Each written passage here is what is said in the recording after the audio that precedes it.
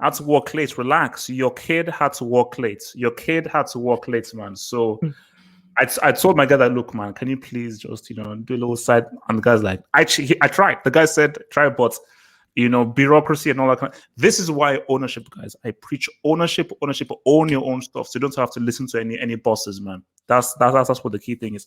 But look, man, we are waiting for Devo because he was transmitting from Siberia.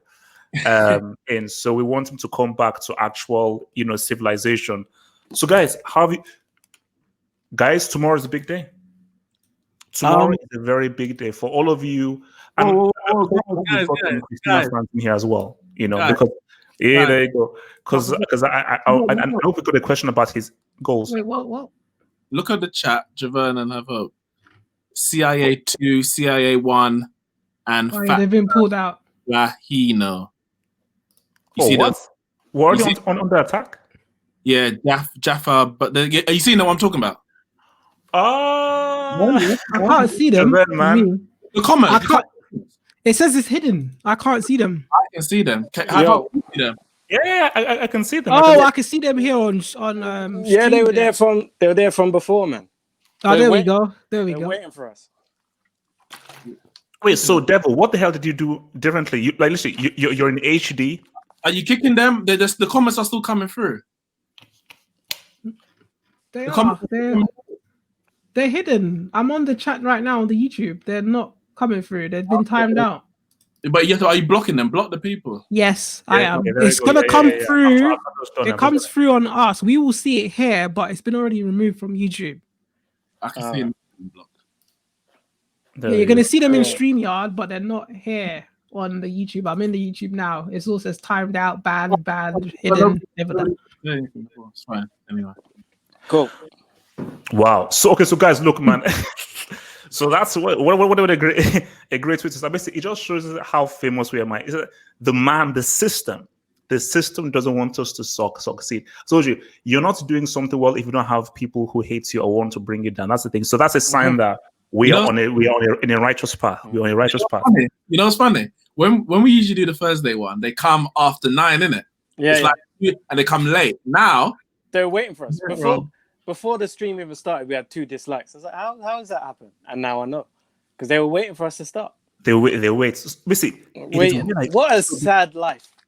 So this is, what I think there are guys who I think they're actually it's about 5 guys who still live in their mom's womb, who basically creates new accounts every single time. Okay, 9:30 on Thursday, man. Let's go. So if your whole life is geared towards Thursday around 9:30 to post off in, only to get banned, and you just create a new. Basically, people are scary. Get a girlfriend. Speak to some woman or something. Play with yourself. For goodness sake, watch some porn. Listen. The thing is we're about to go back into lockdown apparently or whatever. You're supposed to be out enjoying yourself before you have to be in your house. No, what they're doing on a Thursday is on this stream. The world is scary for these people. It's scary out there because if they ever try to do this in real life, they'd buck up on the wrong person and get mashed up. So they have to sit at home. They have to sit at home and say these things behind the screen because they can't do it in real life. You can't. Look, man, this show must go. But guys, just say so guys, tomorrow is a big day, man. Football Dugout launches, man. It launches officially. Our channel launch. We have a huge, massive preview show because this weekend, of course, is where the Premier League season starts, and we have hopefully, fingers crossed, a great array of guests, and we're going to do an extremely in-depth Premier League preview. So, guys, remember, I think we're on 315 subs, I think now.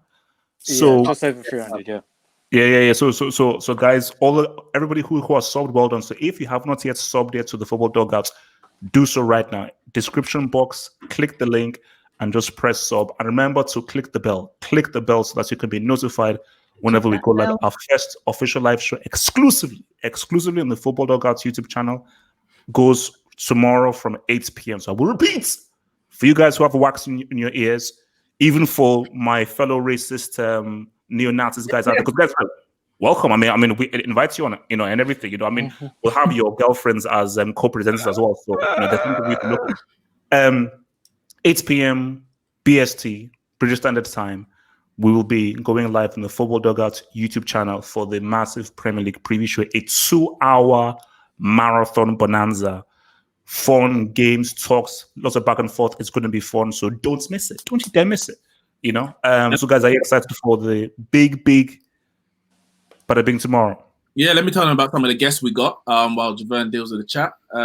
We've got Bubbles from Gold Diggers podcast. Wait. Shouldn't it be a surprise? No. Let people know. No, and I want them. Listen, Liverpool fans, I'm going to tell you, and you're going to go out and spread the word. And Chelsea fans, I'm going to tell you, and you're going to go out and spread the word. So yeah, we've got Bubbles from Gold Diggers podcast, Liverpool fan. We've got Lewis, or Carefree Lewis on Twitter, Blues Fan TV, Chelsea fan. Hey. For Spurs, we've got Sava from the Spursy podcast and another Spurs fan, Maya. We've also got Adam McCullough from formerly the Full-Time Devils, now the Stretford Paddock. I'm sure a lot of you lot would know about that channel. Sorry. Who? Adam McCullough? Adam McCullough, yeah. You managed to get into car, okay. That's my boy you're talking about. A long time. What are you talking about? Outside of Old Trafford and all them. Me and Adam go way back. Chat, bro. We put it on the chat. What? You got Yannicka, Man City fan. Ramsey, of course, you've had him before. Arsenal fan. We've got 2 Leeds fans. Devo, what's the name of their show again? I Am Leeds, therefore I am Leeds. So, therefore I am Leeds. Therefore I am Leeds. And possibly, we're also going to have Anita, Neeks from the Gold Diggers podcast as well. And maybe, you used to watch Hope Meets Banter. Maybe we might get one of I don't know if he was actually there at the time, but one of the Popish lads, Callum, maybe be able to join us as well, but we will see. But yeah, that's a big guest lineup we're going to have tomorrow. So make sure you lot are there on time, hitting like, sharing the video, and spreading the word. Subscribing and turning on the bell. Press the bell notification. So that's important. Press that bell, man. I think very much personally. And maybe Bianca might make her return. And have up start the stream, man. Start the stream. Question number uno. Don't count on that one, man. Question number one. my GNT because guys, we've got cues, we've got questions. So guys, thank you for sending in your questions, and hopefully. I just pray. I pray there isn't a Cristiano question. I've already dealt with everything. So, Devo, please don't spoil the super chat though.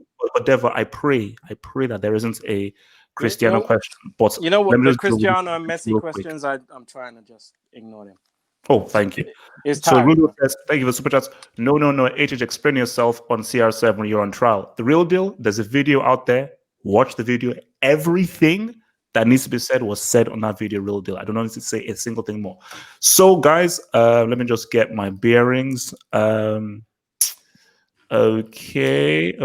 So, our first question that we have of the day is from Sebastian Rocky. Thank you for this question, Sebastian Rocky. Says, a talented footballer or an efficient footballer, who is the better between the two? Efficiency, always. Yeah. It's a good question. Because a lot of people these days, especially, like the talent, and they just run with the fact that this player's got much talent, loads of talent, but no end product, no consistency, no sort of efficiency, I suppose. One player I'm going to name just because he's on the top of my head, and I'm not saying that he can't progress into being an official player, but I've seen nothing from him that makes me think that he is a player that everyone goes on about, and that's Hudson-Odoi. People going like Hudson-Odoi is the second coming of Christ. Like he's a savior of football. But what has he done on a football pitch to give this high standard of him? Like, yes, he's a talented player, but until he does something consistently, like play games, you can't say that he's this bad boy player and put him in. People saying he's better than Sancho, he's better than this. Okay, he might have more talent, but until he's done something on the football pitch, he is not better than Sancho. He is not better than Rashford. He is not better than this one because he's not done it. It's like being the very best footballer in the world, but you work at McDonald's. No one's going to know you're the best footballer because you ain't done it. Best burger flipper. Yeah, it doesn't make sense. So for me, efficiency wins over talent. Splashnet makes a good point. It says efficient. I think he meant efficiency. Efficiency is a talent, and it is. Being efficient is itself is a talent, and it's one that we probably disregard. I know this is the football dugout, but it takes me back to a quote or just some words that Rahul Dravid is a ex-Indian cricketer, but he spoke about talent versus like hard work or determination. And he says, when we talk about talent and who's the best, we always talk about who plays the most stylish shots, who hits the ball the furthest, who looks the best at the crease. But we don't talk about the one who's determined to dig in and stay there and do what you need to do to make sure you win the game, even if it don't look the best. That in itself is a talent, to have the mentality to just do what you need to do to win. And we when we talk about talent, we very much talk about the aesthetics and the technical ability. But talent goes much further than technical ability, and that's why when we're talking about the best of the best, all of them have got technical ability. But what separates them is the moments, the mental strength to be able to pull through in the big moments to actually to give their team the victory. So for me, efficiency will always beat talent if the talent isn't efficient. If you got both, then you're onto a winner. Messi has got both to a very high level, for example. Cristiano Ronaldo got both to a very high level. But you've got players who are heavy on one side or heavy on the other. And that's why those people will never be the great of the great, but they may be good at just maybe what they do at a certain level. Yeah, you kind of lost me at the beginning there because you started talking about cricket, and I was I zoned out. No, that was a good. I mean, that was a good analogy. That was a good analogy. You know, because look, sports is still sports. Because as I say, even if the sports are different, there is still a through line through all sports. You know, so which is why, like, even if a sport is very different, there's still setting. And I think efficiency and talent, you can apply those to any sport. You know, so again, you know, another example, let's just talk boxing. I would argue Lennox Lewis and Mike Tyson is talent and efficiency. For me, Tyson, naturally one of the most talented boxers of all time. Lewis was extremely efficient. Lewis was not more talented than Tyson, but Lewis just knew exactly how to win at boxing. Tyson is just literally, this is just natural talent. But like, even without thinking, he can just knock you out and have time that we've never ever seen with regards to a heavyweight in what he could do. So, but the efficiency was actually Lewis, very, very efficient boxer. Javan? There we go. Very efficient at dealing with that. You're being very efficient dealing with a chat. That's efficiency. That's efficiency. Yeah, sorry. Obviously, sorry, I'm just, it's crazy, man. They just keep popping up in here, man. Saying the same thing, man. Be creative. Even answer the question, we have a short the question. Yeah, sorry, back to the question. It's an efficient football, obviously. I'm all about results. I want to see results. Talent is for HH and them, man, that love an eye test. And I love to see, you know, tiki-taki on the ball and no end result. Wait, you're lumping me with eye test. No, so you're lumping me with eye test, like no. I'm not talking about eye test. I'm talking about for people like you that always talk about the eye test. Eye test has really monopolized the word eye test now, isn't it? Like the rainbow. No, he's like the rainbow. Because eye test, that's the term that I popularized. So he is. If you know, look, if anybody is the eye test merchant, it's me, and I'm a proud card carrying member of the eye test. So people like you would probably go for talented because they look good, but you won't go for an efficient man that gets the results. I like it because they don't do 1-2 little step over. But it's okay. But I like an efficient footballer, and it's definitely the choice. So basically, you would take Thomas Muller over Ronaldinho 10 times out of 10. See, no, because that's not Say fair. it. Say it. No. Yes. Say it. Did he say yes? Javan, say it. Say it. I'm gonna say yes because I want an efficient footballer. You can name. Say it.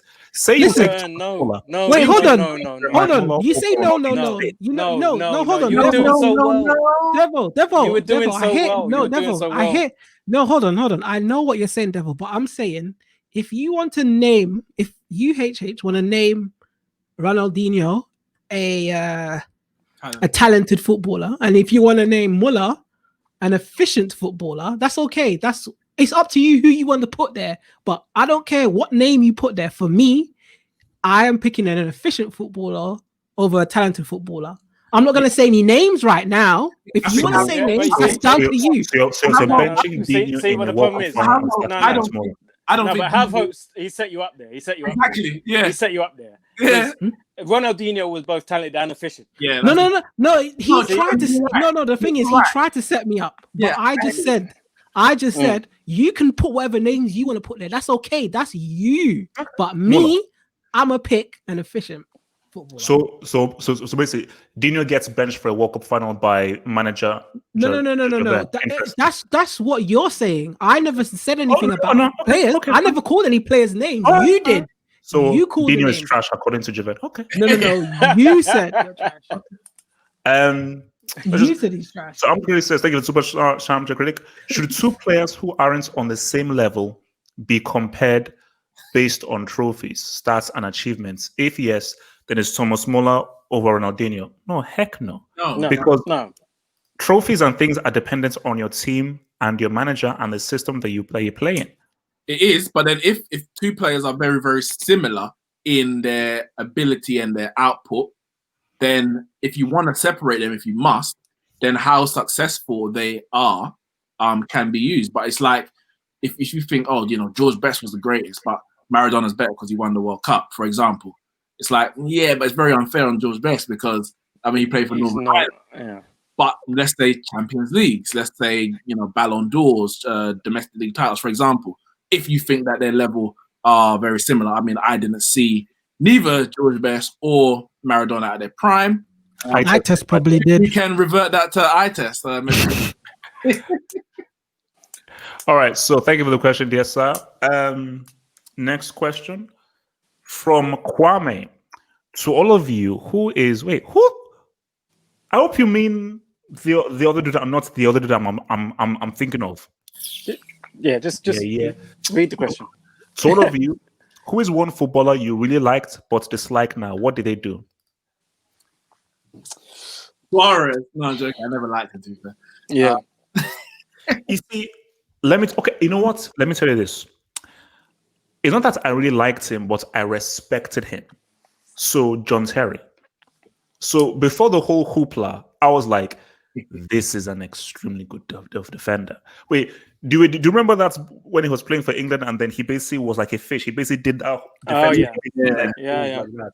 But this is what you call, like, basically, he had like the heart of England, the passion of England, but he also was actually quality as well. So for me, I liked him, but no, I respected him of how good of a defender he was. And I remember there was one FIFA game, I can't remember which FIFA it was, that I used to play with my friend. And using England, it was Rio and John Terry. Do you know you can press A or Neptune? You will tackle Jesus off the ball. If you have Terry or basically Jesus and Zeus are not sniffing that 18-yard box if you have England and Rio and John Terry, because the ease with which Terry would take the ball off of you if you're controlling England, I was like, what the heck? Then racism, which some of our guys would have came through, and also he slept with his teammate's wife. So. Baby mom. Yeah. I like and dislike. You know what? Mine is pretty simple, and I think I speak for most Arsenal fans when I say Robin van Persie. Not so Campbell. No, you know what? Oh, not so Campbell. Sorry, so Campbell. It's the other way around. Ashley Cole, man. You know what? Ashley Cole. Yeah, I did, and then I hated him, but then I've kind of grown to respect him and know that he is the best. And the Van Persie thing's more fresh. You know what I mean? I think Ashley Cole, when he made his move, it hurt. But when I think about it, it's like, yeah, he had every right to do that. I think he was in the right because the amount of money that he was being offering for how good he was, that is laughable when you think about it. So I think he had every right to go to Chelsea and win everything that he won. Van Persie, if he didn't win that league with Man United, it'd feel a lot more better, him leaving, by the fact that he did in his first season. But yeah, I'm just going to say Van Persie because I can't think of anyone else right now. I'm trying to think of someone who didn't play for Arsenal and left, who I liked and then I didn't like. I can't think of anyone right now. Come back to me. I'm gonna think. I had a name, and it's just. Oh, you know what? Yeah, Carlos Tevez. Oh, what? What? Why? What do you mean? What do you mean? I like Tevez. Went to Man City, innit? When Tevez was there, the 2 years, 2006, 7, and 7, 8, he won the Premier League, won the Champions League. He was essential in both of those seasons. And what am I counting wrong? No, sorry, Champions League, Premier League first, and then the Premier League after 2009. And then obviously we had the issue with the contract and his agent, and the why I disliked him after was the disrespect that he showed to Manchester United and Sir Alex Ferguson specifically after he left, celebrating in front of Sir Alex Ferguson when he scored. He did that welcome to Manchester billboard. Of course, it's the club behind it, but it shows complete disregard to Manchester United, where really and truly you made your name. Yeah, you had a very good end to the season. West Ham, you kept them up, but you winning the Premier League and Champions League with Manchester United is what really, brought you to stardom. And then even the way he was going on at Man City with the refusing to come off the bench and that kind of stuff, that just, even though it was good to watch as a rival, I was like, yeah, there's a reason why I don't like you. You're unprofessional and that kind of stuff. So yeah, Carlos Tevez, I think, is probably the most. Gabriel Heinz as well. He didn't go to Liverpool in the end because Ferguson stopped it. He was pretty much demanding, I'm going to Liverpool, because basically Ever took his space when he was injured. And Ferguson said, nah, you're not. You're going to Real Madrid for like half the price. I don't care. So he would have been right up there. But yeah, I think for me. Adebayor's the next one as well. Oh, Devil, leave me alone. Nah, Adebayor. Can't a man celebrate? Can't a man celebrate? Nah, screw that guy. Don't like him. What a great celebration. That was no. Like It's one of the top 5 celebrations of all time. Don't like him. Devil, I'm so sorry. Javan. I don't really hate, but maybe I'm gonna say Courtois. I'll probably say it takes a lot for me to hate a footballer. I can't think of any, but I'll say Courtois because he's a dickhead for what he did. Oh, language! What the hell? Kids are okay. Actually, I would have used stronger words, but we're past watershed, so you can use vagina. He's a cunt. There you go. Wow, okay. There you go. You went straight to the harshest of words. Okay. And I'm so glad he had the crappiest season when he went. Managed to turn it around in the second half after Corona, but the guy's an absolute. No, but Javan, specifically, I need to know this, and this is actually a really important question. I always wanted to ask this: is he a cunt or a vagina? If you had to choose between those two, they're both. Are they both the same thing? It's the same thing. They're not. No, they're yes, not. They are. Yes, they are. That's what they say, though. No. Here we go. Conceptually, they're different. Yes, technically they're the same, but what is he? Is he more a vagina or more a cunt? Which one's the worst? Probably cunt. Okay, there you go. He's all right. I'm just going to say that who's better, Zidane or Messi? Messi is better. Zidane is greater. Messi is an international flop. Anyone wants to answer this? I think. Yeah, what you said. I agree with what you said. Really. Well, apart from the international flop part, I don't agree with that. He's not as successful internationally as other greats, but I wouldn't say he's an international flop, having scored 7 goals internationally. All right. Thank you for the question in there, man. So next, I recognize this dude. I think this is my South African brother from Byron. Byron, man, where do you guys rate Daniel Alves in terms of the greatest right backs of all time? You see, with questions like this, are we talking about how good he was at the role of right back, or do we bring accomplishments into it?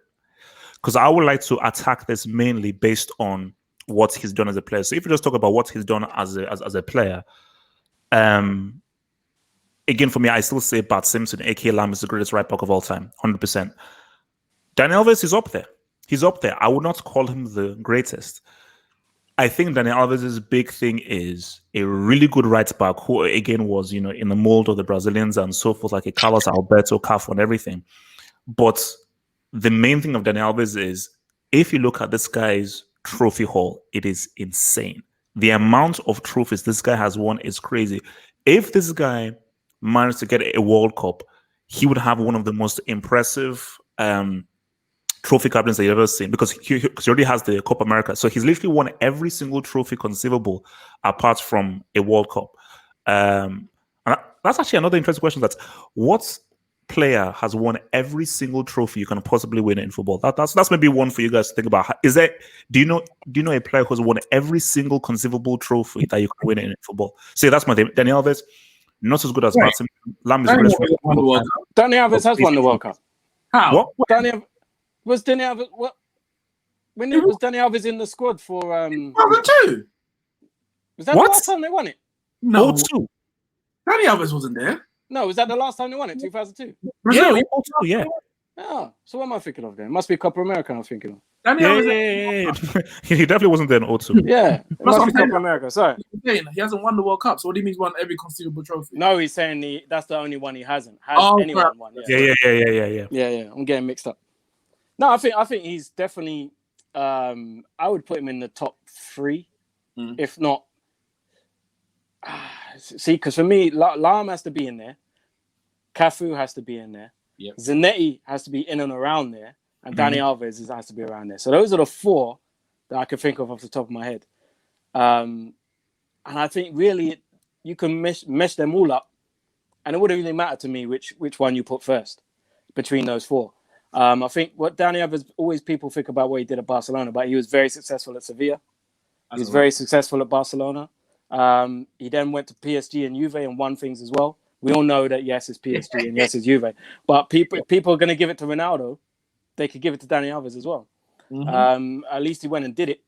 So I think Dani Alves was an integral part of the successes that he was a part of as well. It weren't like he was a right back that, every now and again made some good tackles and got forward every now and again. He was an integral force on that side of the pitch, much like, well, not defensively like Ashley Cole, but you know how Ashley Cole just had that side. And that was your side. You do your thing. Dani Alves was the same at Barcelona. It's like, that's your side. You do your thing. And I think sometimes he doesn't get mentioned in these best right backs of all time. Everyone goes for Cafu, Zanetti, and Lahm. We've done it before. We've had this conversation about best right backs, and I don't think Dani Alves was even mentioned. And really, he should be when you look at his track record. And not just because of all the things he's won, but as I said, because he was an integral part to those things that he won as well. I think Dani Alves definitely needs to be in the top 3, maybe number 1 if you're that way. I don't really mind if you put him at number 1. I'm not going to argue with that. Just for you, Mosab, Gary Neville. No. He said Neeks is going to say Gary Neville what? So I thought. Yeah, I saw that. No, for me, I think he's top 3. I'll have him 3rd actually. For me, I think Cafu is the best I've seen. I think he was absolutely brilliant. And I say that. Yeah, no, I think he's the best right. I think Cafu's the best right back I've seen. Lahm is the best full back I've seen because he played both left and right. We have to remember that. Actually.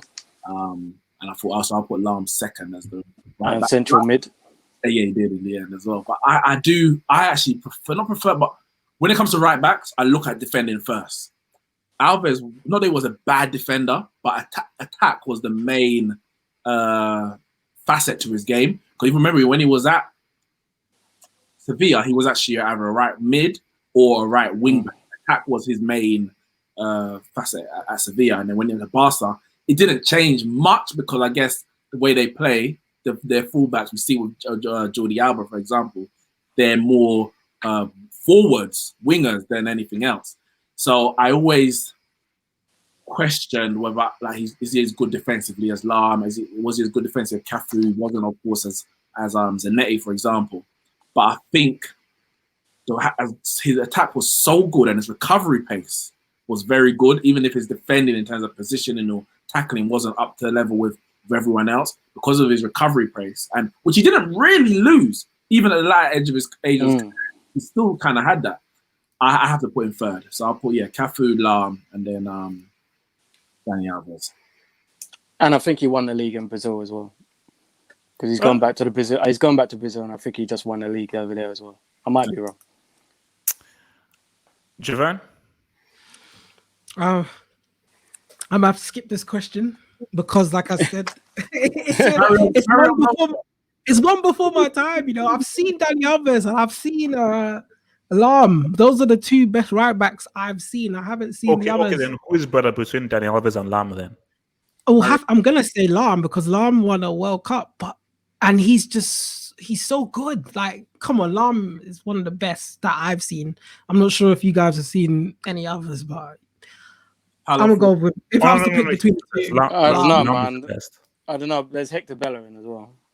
Yeah, he's all right. He's all right. No, but see, I think Bellerin is a better photographer than he is an actual football player, personally. And model, and and model as well, and businessman. You know, he's got shares in Forest Green now. So, all right, let's thank you for the question. That was a cool one. From I think I cut the name off to get the picture in. Sorry, so Mr. No Name, what's your choice? Okay, I think you have to zoom in on that or read it out. Wait, okay. I can see it. Oh, yeah. There you go. Okay, so so this is linked with this. Yeah, so basically, you have to choose one of the three. So you sign for Man United, but you're the star player. Oh, so is it as a manager or as a player? No, as a player. So these are your options. So you're a star player in Man United. You're 300 grand a week. Cool. Okay. Well, let me think. Yeah, I'm not going to answer straight away. What I'm going to say is, and sorry, anyone saying Maicon, just go back and watch Bale. Maicon and that's done. Maicon had about 2-3 year period where he was like brilliant, and that was it. And then Bale finished him. I think the money is there's too much of a gap. It's a massive disparity, isn't it? Because I think we need to rank them, because I guess everyone's gonna pick 20,000 a week. Yeah, everyone's gonna pick the same thing. So I think what we should do is rank them 1, 2, and 3 more than to say which one we choose. Because there's only one answer, surely. It's trash. No, but this is what he's trying to say. But the fans don't like you. Oh yeah, but which one? This is trash. The fans don't like you. Fans don't know you. But your family never have to worry about anything ever again. All you have to do is play one season, your family is set. But the fans don't like you. So who cares? The thing is, if all the fans like you, there's a bunch of other fans in the world who dislike you. So there's more people in the world who dislike you, regardless of who you play for. Although, I'm sorry, as much as 300k is a lot of money, I want to be the hero. I want to go on the pitch and people are screaming my name. Look, you're the star player. You're the star player. It says right there, you're a star player. No, I hear that, but there's a difference. So for the first one, people don't like you. It's happened. Hazard. Okay, so I'm star player. So you're the star player. Hazard will stop his career for, I don't know, Callum Hudson-Odoi. Wait, look. I hear what you're saying. This is my rationale. Wait, guys. This is my rationale. So for the first one is this. Star player, that's great. You got the money. Fans are overrated. How important are fans really? As we've seen, no fans, and we've had great football as well. So really, how important are fans really? Fans are overrated. Media pressure. This is where this guy messed up. If I'm a star player, media pressure is great. Okay, call me I'm trash. I'm reading all of your horrible tweets in my massive mansion, my 3 Playboy bunnies in a flipping jacuzzi with my own helicopter that has my name imprinted on it. Oh, and by the way, I'm buying an island next week. So, joke's on you. One thing I will say, if it is Man United that you're playing at and the fans dislike you, they may rob your house. Look what happened to Angel Di Maria. They robbed his house. Really? Let them try and rob a house full of killer robots, Robocops, and T-1000s. Because I've got the money to hire T-800s, T-1000s, a T-Rex, and a T-Rex. Would you rather be Mesut Ozil or Ryan Brewster? That's let me deal with the Chelsea one. Yeah, let me deal with the Chelsea one. See, the thing about the Chelsea one is this: squad player. I don't like that. 30,000 a week. I'm not materialistic, so cool. I can make that work. Fans love you. That's a fake a week. That's a billion times more than what I'm getting now. How can I be a cult hero and a squad player on 30,000 a week? That makes no sense. Divock Origi. He's a cult hero because he came off the bench and scored the winner in the Champions League. Yeah. But he's squad player, and I don't know, Ryan Bertrand. He played in the Champions League final, did his debut, won the Champions League. Like, that's a cult hero. You did something. Listen, as I said, I'm gonna be honest. For me, the payments are too vast. It makes it too easy. I'm picking Man United. Even if that was surprise. Even if that was Man City, I'll still pick 300K a week. It's 300K a week. No, not a year. A week. That's what. You're just obsessed about money. You have no soul. 1.2 million a month. 1.2. Listen, the thing is, let's just look at this differently. Like, that is fine. I can understand why everyone will pick the Manchester United one with 300K a week. Jamal, if you picked number 2 or 3, your wife would divorce you. She will. Then that's good. Then that's good. I'll tell you why it's good, because that means you only want me for money. And if you want me for money, get out. Good decision. You don't want to make bad decisions. Nah. Let's be serious. This is all hypothetical. This ain't gonna happen. And for the sake of this picture here, you can do. I know you'd end up working more, but you're a squad player. You're getting 30K a week. Fans love you.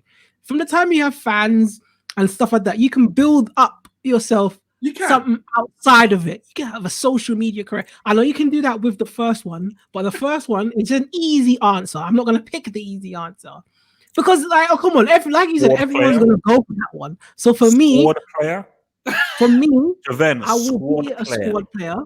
I'll get my 30K a week. Advance. I can have my Instagram and all the fans following me because they love me and getting the likes, getting my endorsements, probably getting a mail to post to post up a picture. This man is getting 300K a week. He gets his 1.2 in a month. I could probably get 1.2 every time I post something on my Instagram because the fans love me. No, because I've got the Instagram followers. Let me go. You gotta look at it like that. You ain't earning more than Mesut Ozil, whichever way you look at it. Now listen, you're on 30K. You're on 30K. You're doing your Instagram thing. But if I'm a star player at Man United, I'm on 300K. I'm making that treble on Instagram as well. It's true. Only I'm getting 1.2. No. Devo. I hear what you're saying. Wait, guys, one at a time. Number one is obviously the better choice. It makes this question pointless. But I'm just trying to look at it. If number one wasn't there, and it's definitely a squad player. Yes, I wouldn't have to have loads of trophies. But I'm definitely picking the second one. All right, so we get rid of the Man United one and just do the bottom two. So just do those two. Which one would you prefer? Because on the Liverpool one, you get loads of trophies as well. Who cares? At the end of your career, you want to look back at what you've won.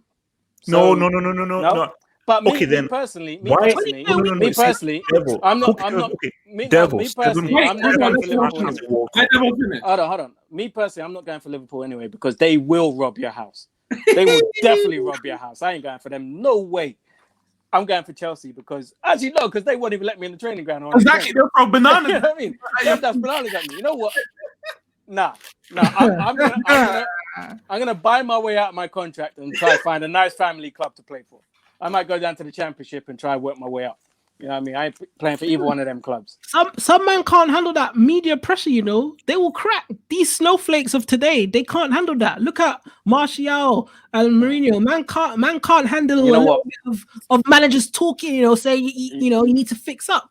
Man, where my downfall would be if I was on. Man, them are down to. They want people to hug them and hold them. So, boy, that media pressure on these days that are snowflakes, they probably can't handle that.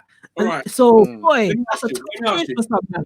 Would you rather be right now Tammy Abraham or Ryan Brewster? Ryan Brewster has a Champions League and a Premier League medal. That's the difference. That is the difference. Yeah. Is that between 1 and 2? That's 2 and 3. Chelsea. Okay, 2 and 3. Let me know right now. Would you rather be Tammy Abraham or Ryan Brewster? That's what we're asking. Yeah, really. That's what it comes down to. Then it's Tammy Abraham for me. Tammy Abraham, yeah. No, the Liverpool one's right. Okay, look. All right, let's move on. Let's move on. No, so Champions League. So the best player in the Premier League in general and why? Top 4. What? Top for me, top 4. Top 4 is impossible, but the best player was won the award. De Bruyne. De Bruyne is the best player in the league. Yeah, I mean, Bruyne. like this, 100%. Like, there's no doubt about that. He is the best player in the league. Who has the most time from just Western, the Neymar freaking fanboy? Who has the most pressure, Pep or Lamps? Lamps. The heck? In the Premier League, Lampard. From the fans, probably. From the fans and the owner, definitely Lampard. Lampard. From the outside world, Pep. The outside world will give Lampard. The outside world will give Lampard a blight, excuses, XYZ. Trust me, they would. No, I think the Chelsea fans will give Lampard more excuses than the outside world. I think the outside world are going to be on his neck if all this money and Chelsea don't win nothing.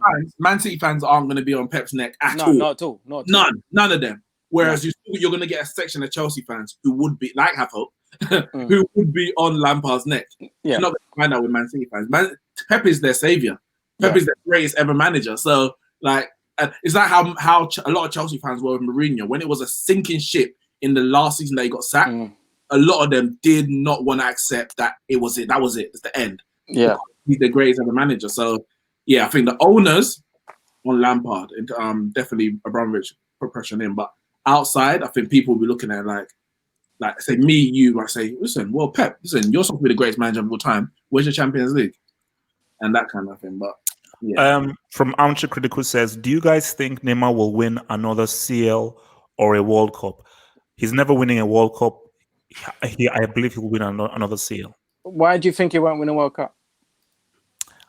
Brazil, I don't think they'll have the right kind of team to go through. And also France, Germany, and people, I just think that they are much stronger forces out there. Because when you look at the times that Brazil have won the World Cup, they've had at least 2 or 3 thugged out artists, like killer apps in their guys.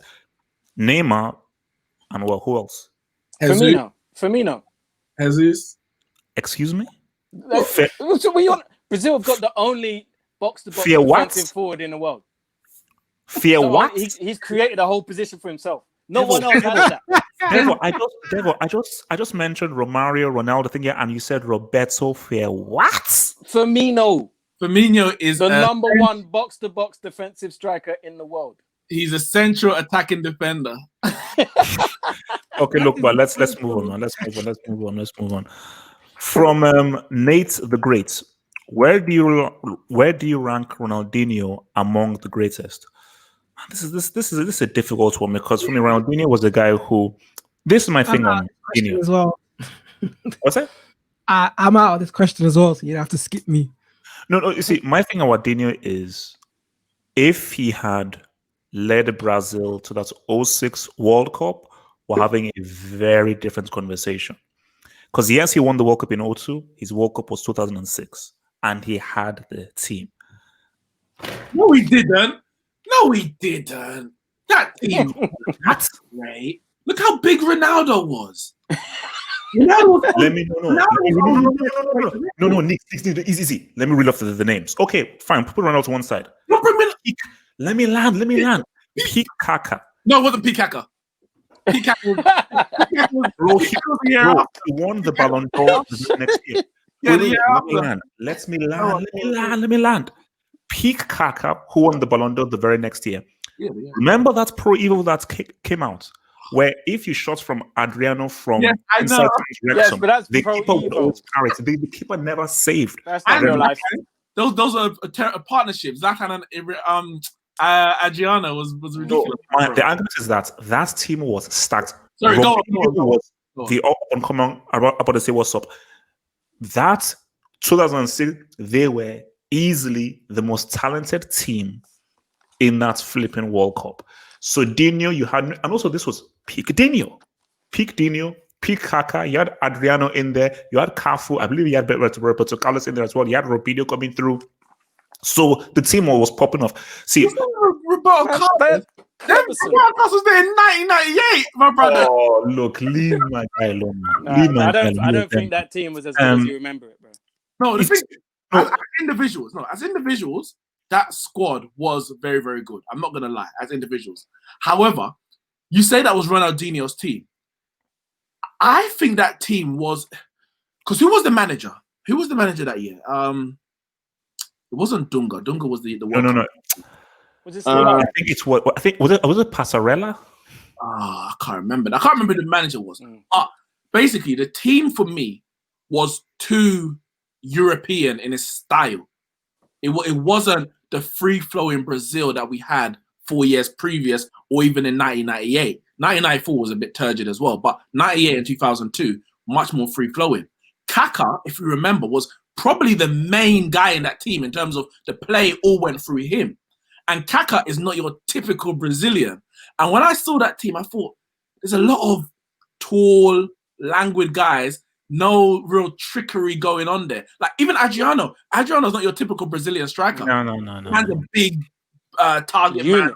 Yeah, and it's like, it was, as individuals, yes, it looked stacked. But I wasn't surprised when they lost to France. Mm. And that wasn't the greatest France side. And that's what I'm saying. I don't know. But for me, to go back to the question, I don't think Ronaldinho's why they didn't win that World Cup, for example. The 2002, that Ronaldinho, because it wasn't his team, and there was other great players there, but he was brilliant in that World Cup. So if we're going to take away 2006 from him, you have to give him 2002 because he was brilliant in that World Cup. Mm. To go back to the question and where you rank him amongst the greatest. Yeah. My thing with Dino is it depends. The greatest showman, he's in there 100%. 100%. Greatest entertainer on a football pitch and what he can do and how he entertains the crowd. He's definitely top. If not at the very top, definitely top 3. But in terms of greatest, I always feel like he didn't deliver as much as he should have. And I always think that we should be talking about him amongst the very, very best to play the game, as in he did it year in, year out for a long period of time. But I think Ronaldinho was one of those guys who loved football until he got to a certain point, and then it became a job. And it's like he just liked playing football. He didn't like all the rest of it that come with it, like the training and having to do this and having to travel. I just think he liked to play football, but it wasn't like, I need to play football, I need to be the very best. I don't think he had that drive in him. So for me, when I think of the greatest footballers, I find it hard to put him in there with your Zidanes and your Cristiano Ronaldos and your Messis and stuff like that, because they had a different mentality. Yeah, they had a different... Cristiano Ronaldo has the greatest mentality in football, probably ever. Like, to go from where he was to where he is now, and it's clear he didn't have that naturally, like a Messi or Ronaldinho or those guys. Like, his mentality is scary. But I don't think Ronaldinho had that mentality. I think if Ronaldinho had the injuries that Ronaldo had, as in El Fenomeno, if he had those injuries, I don't think he would have come back from those. I think he'd have been like, you know what? Cool, I'm done. I'm just going to go to the beach. Which is why R9 is my personal hero. 2002, one of the greatest mental comebacks in sports history. No, but see, my thing about Dino is that I think that basically from what the Devo said, because I was watching a program about it, like, a profile on Ronaldinho. He had to always be happy. He was a very sensitive player. If he wasn't happy, he just would not produce. So I think after 06 and so forth and everything, he mental and everything, he was really, really happy. And also he was not a guy where if things are struggling and so forth, he can have the mental strength to really go through. But the thing about Dino is that he has to be one of the most impactful players in the history of the game. It's like, his fire burns for a very short amount of time, but it burns very, very brightly, as from Blade Runner. Mm-hmm. So he, like, that period in which he said, "What's up, bro?" Some of the stuff that this is what I say about Dino. He did stuff that belongs on the road, not on a football pitch. Grown men on the beach. Listen, Ronaldinho for me is the most talented footballer I've ever seen. Gifted, like. He could do anything he wanted to do, but he did everything he wanted to do very early in his career. And then after that, he didn't care. And I think that was it. I think I've done that. I won the World Cup, won the Champions League, went to Spain, won the league, probably won best player the year in Spain, won the Ballon d'Or, FIFA Player of the Year. Like, he had nothing more to do. So it's like, what's the motivation you need to really be self-motivated to come again, to go again after a bit of a dip, when he left Barcelona, and he never really did. And I don't blame him. Like when you come from, like, I don't know his whole story, but generally a lot of the Brazilian players come from abject poverty, and you've finished your career, you've clocked football at 26, 27.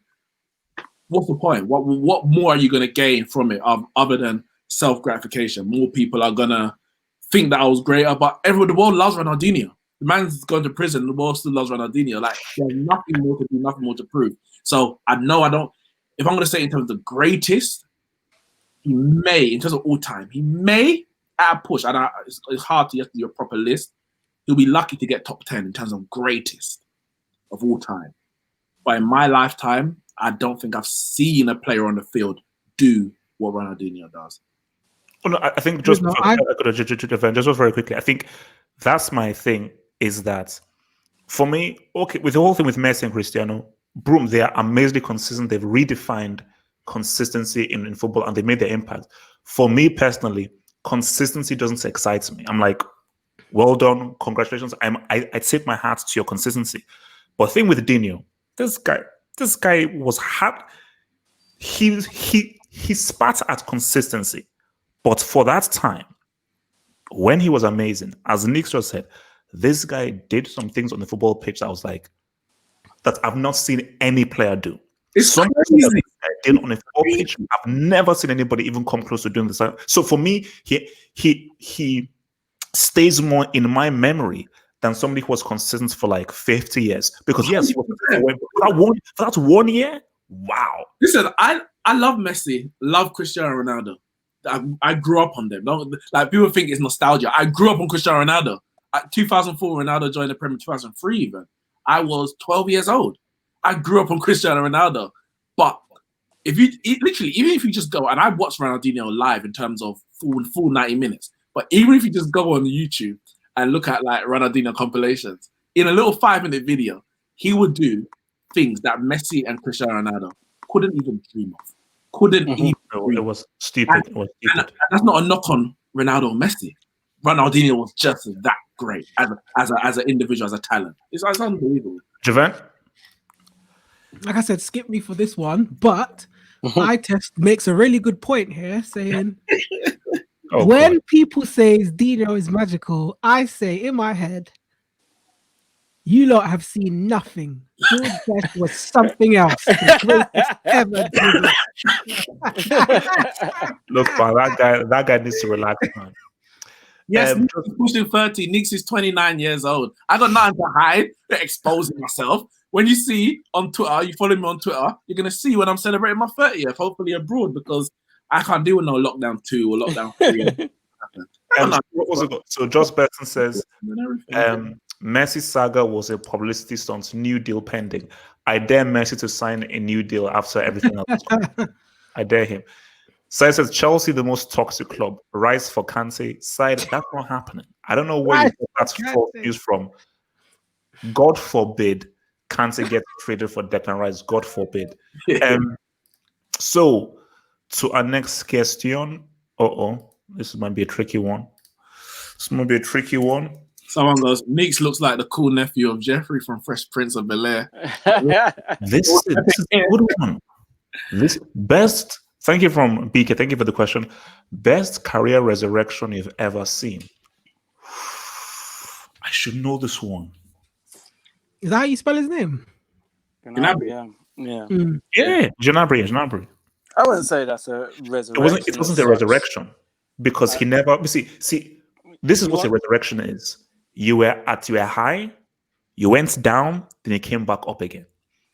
So see, if Balotelli suddenly was amazing, that's a resurrection. So Gnabry isn't a resurrection. So who was high? Gnabry came high again. Gnabry's an erection, not a resurrection. What? Wait, what? Wait, you never heard of the term erection? Like outside of you like damn force. It's late for you lot. Bloody hell. Only mans. Only fans, man. Only mans. There must be someone. Falcao?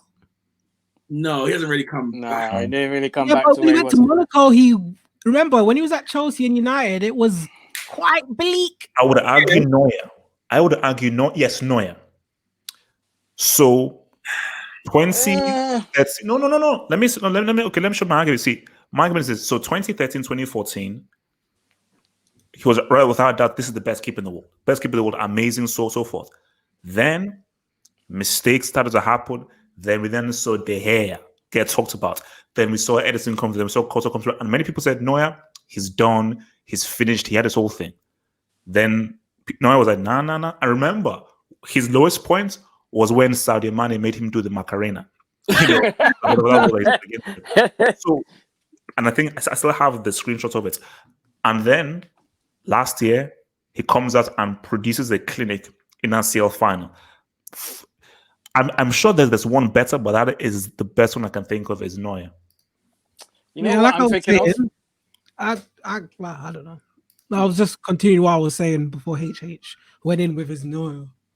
What were you gonna say? No, I was just finishing off what I was saying about Falcao because he had 2 poor seasons with Man United and then at Chelsea, and then he went to Monaco and he came back to life. That Monaco team was really good with him in there as well, so you can put him in there. That was after. That was after. Yeah, that was after. Yeah. Sorry, I thought that was before. That's not a bad one. That's not a bad one at all. Yeah, I'm going to say Anelka. I'm going to say Nicholas Anelka because really, Anelka. Yeah. Well, I've watched the documentary, bro. I watched the documentary. Anelka at Arsenal and then at Real Madrid I think he had the biggest transfer when he went to Real Madrid. But he was on top of the world, and then gradually, man, just fell off the face of the earth. Man was playing like West Brom in Turkey, West Brom. He was playing for Fenerbahce and then at Bolton, and then he got his move to Chelsea and was integral. Got Golden Boot, won the Champions League. No, he didn't win the Champions League. He missed a penalty, didn't he? Yeah. But yeah, he got a Golden Boot anyway. Won the Premier League. Seemingly not I'd say Anelka. I can't think of anyone else off the top of my head. And I'm not just thinking of players who suffered injuries and that's where we're playing well and then for no real reason dropped off the face of the earth. Because Falcao, yes, that's a great shout, but injuries happen. I mean, R9 could be a good one because he was on top of the world. Someone said Memphis Depay. Bad injuries. Now, Memphis was never up, and he's not up anymore at the moment, should I say.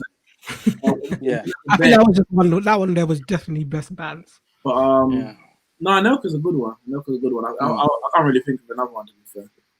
Okay. So Just Bestin says, thank you for the super chat, Just Bestin.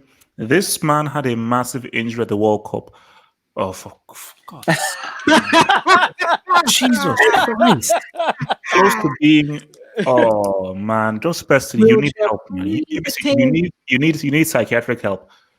Bounce back with 39 goals, top scorer in UCL. His name is Neymar. Goats comeback. Just Bestin, please listen to me. I am begging you. Until this dude wins a Copa America or World Cup, stop riding for this dude. He laid a brick in a CL final. Neuer said what's up to him in that 1v1. I know he's your idol, but your idol doesn't have a Copa America or a World Cup. Until he wins a World Cup or a Copa America, then he can get back to me. Lord in heaven. God damn. Oh God. I think we know this dude. Neeks knows this dude especially. I think this is Neeks' close friend. Oh God. From eye test. What player do you want to resurrect their career most? Bale, James Rodriguez, Sanchez, Ozil, Coutinho, Balotelli. No, he said act examples. I don't care. Balotelli. Where's Balotelli now? He doesn't have a club. He doesn't have a club. so basically, he turned I think he was at Empoli, which is I think his hometown club. Brescia. I think he didn't turn up for training or something. So they Brescia. He was at Brescia. So they pretty much sacked him. Yeah. But basically, he was on his Instagram with Mino Raiola. So obviously, Raiola's trying to find him a club or something, man. So which player do I want to visit the career the most? Jack Wilshere, for me personally. I just think he deserves a break. I think a good season. That's all I want from him. One good season where he plays week in, week out, and he has a good, solid season. Because he's never in his career had that. Never in his career. as he had a whole season where he's played. You know what? I'd love Ozil to join like a top club and absolutely ball just to see Arsenal fans rage about it. No, you know what? Ozil's going to play this season. He's going to play an integral part, and we're going to win the league because of Ozil. That's what's going to happen. Sorry, I'm allergic to this. Yeah, Mesut Ozil, boy. He's what back. What? I'm not that sentimental with footballers like that. I said Carriers. They must have seen that video of him making just easy saves, and everyone's going like, "Oh, Karius is back." Was he even here? I mean, I'd like to see Bell resurrect his career. I would like to see that. That would be cool because if he can get back to his best, whatever that is now at 31 years old, it is something to behold in football. I'm not gonna lie, I love the way when he's in full flight. I like that kind of football, the direct kind of football, all the tiki taka and that kind of stuff. It's nice, but it don't excite me. Don't get me off my feet. I need to see you go past a man. I need to see you passing the ball in the back of the net. It looks good when you watch it back on the replay and you count the passes. But when it's actually happening, I'm not excited by it. Just I want to see like that. Was it I forgot what it's called. Barca Real Madrid playing each other when man knocked the ball long and ran round the man. Yeah. Ran round the man down the wing and got back on. That is what I want to see. That is it. Man. That's a piss take, is what that was. I can never forget that. Man knocking the ball past Maicon 3 times the same way. Maicon is not a defender, man. Listen, when I saw that, I thought it was just a replay. The thing looked every 3 times in the same corner. I think it was the second goal or the third goal. I thought it actually was a replay because it happened, I think, in such quick. It's so quick, yeah. After the first one, I was like, oh, wait, no, it's 2. He's like, it's 4-2. I think, they lost the game 4-3 in the end. Yeah, that was. You know that night, Maicon got home. Gareth Bale was in his front room watching his TV, drinking his beer. That was disgusting. I can't forget that match. That was one of the best Champions League matches I've seen. All right, so let's hit our final question. Thank you for that question, dear sire, Mr. Ites, friend of the show. From Matt Belido _FCB. Would you rather watch your home country win an international trophy or favorite club team win a UCL? What do you take personally if you could only choose one? Listen, I'll go first. UEFA Champions League. Say that again? I'll go first. A UEFA Champions League. We've had this discussion before. Yeah. I'm going to be honest. Listen, Jamaica win the World Cup. I'll take that all day long. All day. Montserrat ain't in the World Cup, so I'm going to take a UEFA Champions League. Wait, who's not in the World Cup? Who did you say? Who? Montserrat. I'm from Montserrat. Montserrat. Mm-hmm. Oh, what is that? An island? Yeah, a Caribbean island. Wow. I was crap at geography, man. So it is what it is. My teacher was racist though, so maybe that didn't help much. Yeah.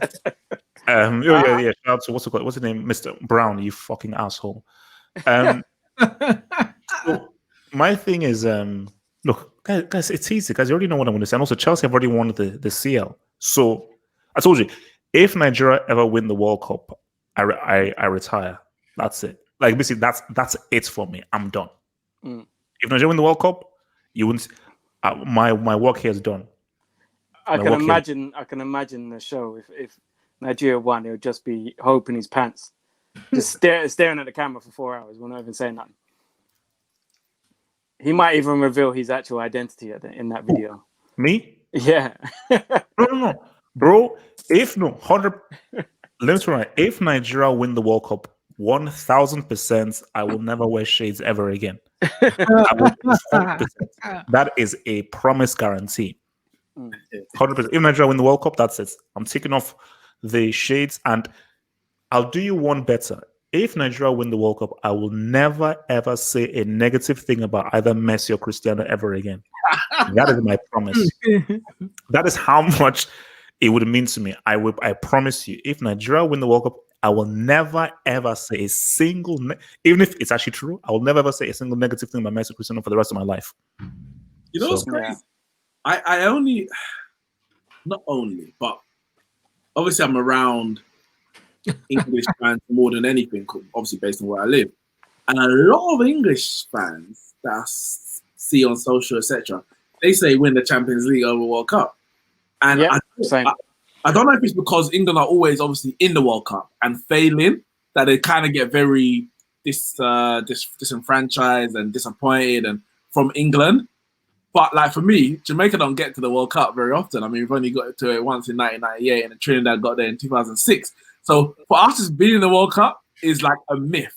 So for me to even see us win it is not close. Whereas England got to the semi-finals in the last World Cup, but they just can't seem to get over the line since 1966. But I think the smaller the country, the more it would mean. Are more gonna side with the World Cup, whereas the bigger countries, like, you know what, maybe at least England anyway. I don't know about France and you know, it may be that obviously the fact that it's true, the fact that you've got a lot of English fans now who are not native English, so in terms of white British or white English, whatever it might be, where it's like you maybe don't associate with England the same way as a Francophile from Frenchman would, or a proper a white Spanish man or Italian would.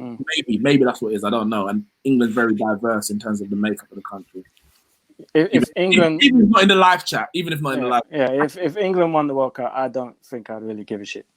To be honest, when they got to the semis, I was like, oh, that's cool. Is what it is. If Arsenal won the Champions League, I'd lose my mind. I'd absolutely lose my mind. It's 100% Arsenal winning the Champions League. Arsenal winning the Premier League over England winning the World Cup. Do you know what I mean? Arsenal winning Europa League over England winning the World Cup. I would lose my mind. Yeah. Devo, the Queen was not going to be happy. I don't care. She takes my money. She can't tell me nothing. Lizzie, please, Lizzie, shut your ears, man. Liz, shut your ears, man. We have to have a conversation. What do they really do for this country?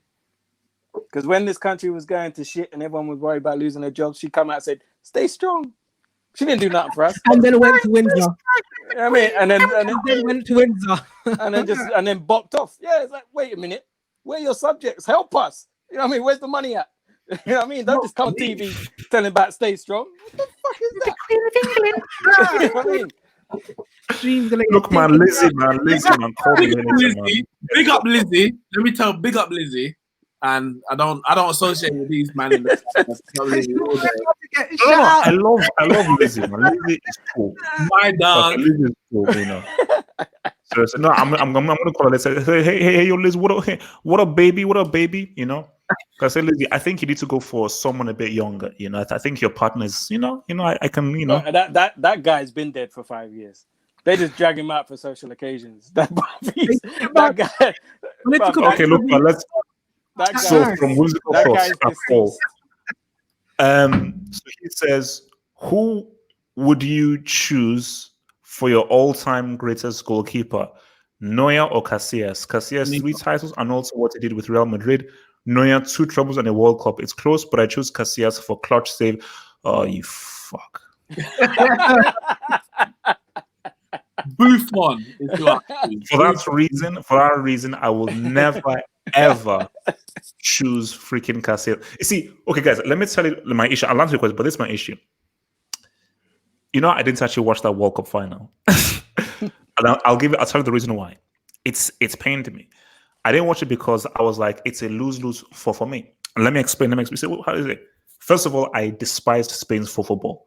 That whole tiki-taka thing was one of the darkest periods in football history. Imagine Holland winning the World Cup in South Africa. Yeah, you're right. I never thought of that. It messed with me because obviously the whole apartheid thing and like, nah. Good luck. And also, look, it would have been amazing for my Robin narrative. So basically, if they played it anywhere else apart from South Africa, I would have been, Robin, please, I beg, I need this. But South Africa? I didn't even think of that. No, the thing is, I remember at the time, I had the same dilemma, and I think I was kind of very neutral during the final because I had the same dilemma. And then when Spain won it, I was like, you know what, that's probably the best thing because trust me, out of the two, it's the best thing. Out of the two, that's the best thing. It's just that I hated that Spain period, man. Oh my god, like, it was so boring. ball for like 70. Oh my god, it was horrible. Horrible period of football. You know when it was peak, when I really the moment when I proper really despised it was Euro 2012, and I think it was the first or second game in the group, and they didn't have a striker in the team. They had Cesc Fabregas up front. Yeah, Fabregas playing. I said, I'm done. I am completely done. Get rid of this football. You are because you're not planning on scoring. You want to pass to your win, and of course they won the final 4-0 and all that kind of stuff. But I was like, how do you think you can change the rules of football? Play a damn striker. Right, it worked. It worked. So It's see, as much as I hated that football, it's worked. It was as Javan would say, man, it was effective. It was effective. So what can I say? Hate it, Jackie, man. I hate it so much. HH sounding like Wayne Rooney. What? How am I like Wayne Rooney? That's sorry. Before we go on, that's another thing I don't understand. That's another thing I don't understand. People say they don't like defensive football, but defensive football or negative football, as they call it, is just as horrible as they want to put it, as this ticky-tacky. Because you passing the ball around for 80, 90 minutes is so boring. It happened on the Sorry. Boring. Happened under Van Gaal. It's boring. I want to see someone knock the ball past 3 man, zipping down, knocking people like who was it? Who did Hazard knocking his ass? Oh, Coquelin. That's what I want to see. I want to see people zipping down the wing. That is exciting. That gets me up when I'm watching. Yeah. Shit like what? That's a bit too much information, bro. With Barcelona, they had but because they had Messi and they had, Neymar came a bit after, but really, really true, because they had Messi, it made it still very much watchable, because when they reached the final third, you knew Messi's going to be involved in it and he would do something amazing. Whereas Spain never did anything amazing as individuals. It was just pass. You might get a wonder goal from David Villa, like the one he scored, I think, against Russia in the Euro 20. Yeah. That was a nice goal. The very good goal, I think, scored against Chile was in the World Cup 2010. You get those, but you don't really get those moments. Whereas at Barcelona, when you had David Villa, when you had Messi, even to an extent Pedro, who was more of a natural winger, that Spain didn't really play. They all play midfielders. They play Iniesta out wide, so they were playing central midfielders on the wing because they just wanted to pass the ball. And I couldn't stand it. Guys, that is all from us. Remember, tomorrow, put it in your diaries. Use your freaking, what's the freaking smartphone calendar thingy. From 8 p.m. BST, we will be live on the Football Dugout. The Football Dugout's YouTube channel. We're going to be live there. Subscribe from 8 p.m. We're going to be doing the massive preview show. We'll be building up and so forth and everything. So, guys, any final words before I go and have some noodles and some fish? Indomie? No, I'm excited. Indomie. Obviously the biggest and best team isn't playing on the weekend. We're starting next week, so we'll give you minions a chance to just test out the new COVID-free league, see how everything goes, and we'll enter next week. But yeah, it's back. Premier League is back. PSG lost their first game apparently. Yeah, they didn't play any of the big boys though. Yeah, against Long. Yeah. Doesn't matter. Giving the league anyway. It doesn't matter. Yeah, but yeah, I'm looking forward to the show tomorrow, man. It's gonna be a big one. Looking forward to that. All right, guys, that is all from us, guys. So we will see you guys tomorrow, not here, but on the Football Dugout's YouTube channel from 8 p.m. Remember, guys, from 8 p.m. BST, we are going to be going live from the Football Dugout's YouTube channel. Hopefully, everything works technically well, guys. Peace out. Stay true. Stay real. And remember, I love Christina. Peace. Yes.